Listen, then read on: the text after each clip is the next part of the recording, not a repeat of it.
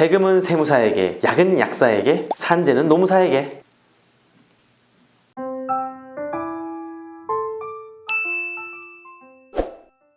안녕하십니까. 종로노무사의 2대표를 맡고 있는 이주영 노무사입니다. 오늘은 산업재해, 줄여서 산재는 어떻게 인정을 받을 수 있는지에 대해서 알아보도록 하겠습니다. 우리가 흔히 4대 보험이라고 말하는 것은 국민연금, 건강보험, 고용보험, 산재보험을 말합니다. 여기서 산재보험이 바로 그 산재를 보호하기 위한 것인데요. 산재란 업무상 사유로 인하여 발생하는 질병, 부상, 장애, 사망 등을 말합니다.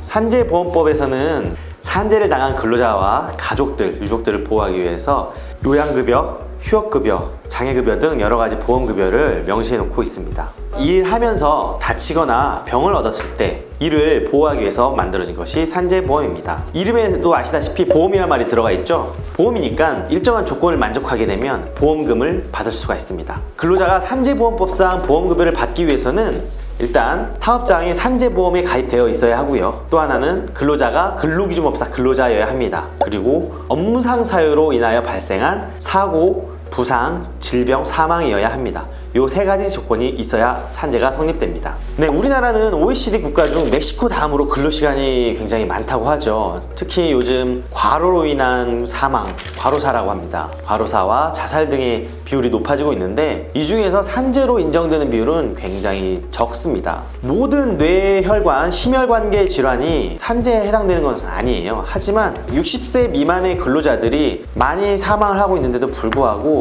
이로 인해 산재로 인정받는 비율은 굉장히 적은 수치입니다. 왜 이렇게 적을까요? 많은 분들이 산재에 대해서 잘 모르세요. 특히 회사에서, 사무실에서, 사업장에서 다쳐야만 산재라고 생각하시는데 자택에서 사망하는 경우에도 산재로 인정될 가능성이 있습니다. 두 번째 사유로는 산재에 대한 부정적인 인식 때문에 많은 사업장, 사장님들이 산재를 은폐하려고 축소하려고 하는 경우가 있습니다. 그래서 별도로 공상처리라고 하는 공상합의를 하는 경우가 아직도 많이 있습니다. 마지막으로 세 번째인데요. 업무상 재해 승인율은 그렇게 높은 편이 아닙니다. 그래서 무조건 신청한다고 나오는 것이 아니기 때문에 전문가의 조력이 필요한 경우가 많은데 이 조력을 받지 못하여서 승인을 받지 못하는 경우가 많이 있습니다. 과로사, 과로로 인한 사망을 과로사라고 합니다. 과로사는 일반적으로 과중한 업무, 짧은 시간 내에 집중적으로 근로를 많이 해서 발생하는 과로로 인해서 정신적, 육체적 스트레스로 인하여 뇌혈관 질병, 심혈관 질환 등으로 인해 사망으로 이르는 경우 이를 과로사라고 합니다. 과로사의 대표적인 질환은 뇌혈관계 질환과 심혈관계 질환이 있습니다. 이러한 뇌혈관계 질병, 심장 질병의 산재 신청 시 주의하실 사항, 확인해야 될 사항이 있습니다. 산재 승인을 받기 위해서는 정확한 상병명, 질병명을 확인해야 합니다. 산재로 사망하셨을 경우에 부검을 하셔야 되는데 부검 기록, 의무 기록 사본 등 의사의 정확한 진단이 있어야 됩니다. 경황이 없어서 부검을 하지 않으셨을 경우에는 산재로 승인받기가 어려울 수 있습니다. 기초질환에 대한 조사도 필요합니다. 재해자가 과거에 어떤 질병을 앓고 있었는지, 당뇨가 있었는지, 혈압이 있었는지 등 기초질환 이런 것들이 산재로 승인받지 못할 사유가 많기 때문에 이에 대한 조사도 필요합니다. 과로로 인정을 받아야 되는데요. 과로로 인한 구체적 인정 기준은 급성 과로, 단기 과로, 만성 과로 등 여러 가지 기준이 있을 수 있습니다. 객관적인 근무 시간, 업무 강도, 근무 시간, 업무 환경, 수면 시간, 그 밖에 특별한 이슈가 있었는지, 연령, 성별, 건강 상태 등을 토대로 종합적으로 판단합니다.